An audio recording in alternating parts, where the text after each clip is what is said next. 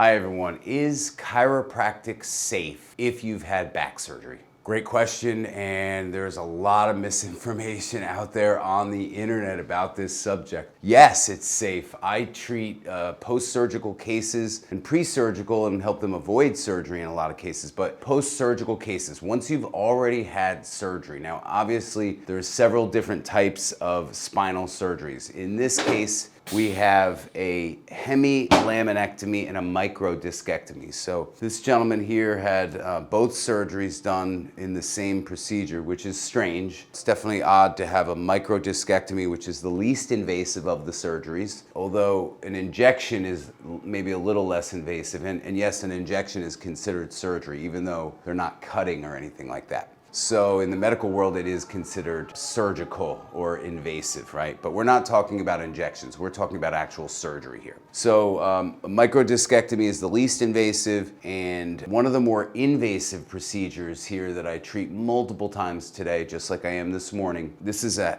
case of hemilaminectomy. So a hemilaminectomy is when they remove the lamina of the in this case, the lumbar vertebra, to take pressure off the sciatic nerve. So it's actually taking a piece of the bone and cutting it out. And the problem with that is there's muscles and tendons and ligaments that attach to the vertebra in the spine. So when you do that, your back is much more unstable, okay? And stability is really key for these people. So once you get them through pain, you want to make sure that you're giving them exercise to strengthen their core and stabilize the spine as best as possible so they don't re-injure or have reoccurring back pain. Now, oftentimes back surgeries fail, and this is a case of failed back surgery, because if you have the surgery done, you should feel much better, right? And were you feeling better after the surgery for a few years, or? Yeah, for a few years. I had one flare up.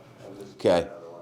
So for a few years he was doing well, and then after that he started having flare-ups, and the flare-ups get pretty bad, shooting down his leg. Same thing as, or similar to what he had prior to the surgery. So what I'm doing here today is cold laser therapy.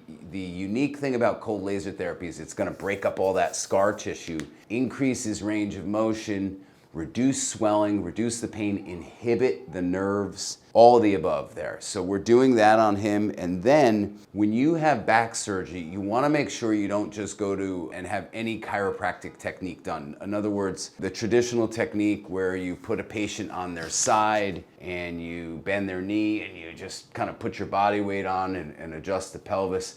That's a no-no, especially with a hemilaminectomy or a double, a laminectomy where they take both sides of the lamina out. You have one on the left, one on the right, by the way. So you want to avoid that. The only technique that should be used for post-surgical cases, or the best technique, hands down, there's no competition, hands down, is Cox flexion distraction technique. Now, I have done plenty of videos on Cox technique, Cox flexion distraction technique, post-surgical cases, things like that, but don't know if we've done a hemilaminectomy video before. So again, we're lasering, breaking up the scar tissue around the surgery and going along the sciatic nerve to calm that nerve down. And we've had one treatment already and he's doing much better. The leg pain is still there, but it's not all the way down the leg. It's about halfway down the leg? Yeah, definitely reduced. Okay, so we're on the right track here. It's been one visit. I mean, granted, he had surgery, so I'm not God. We're not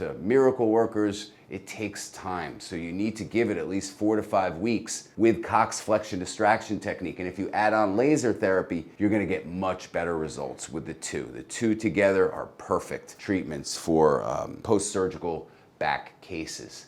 And we go into the flexion distraction technique. I'm not gonna show you that technique today. I've done so many videos on the technique. You can certainly go ahead and watch those videos, but I wanted to go over a hemilaminectomy, what it is, what they do during the surgery, and whether or not chiropractic is safe. So you also have to have a special table that can do the technique, and you also should be certified. So just because you have the table doesn't mean you're certified in it. So that's something I want to make people aware of. A lot of doctors, a lot of chiropractors have the table, but they're not certified in the technique. You want to go to somebody that's certified, and they push you to recertify every 3 years. So it doesn't matter whether you had it 3 or 5 years ago. You just want to make sure it's someone that does the technique efficiently and correctly.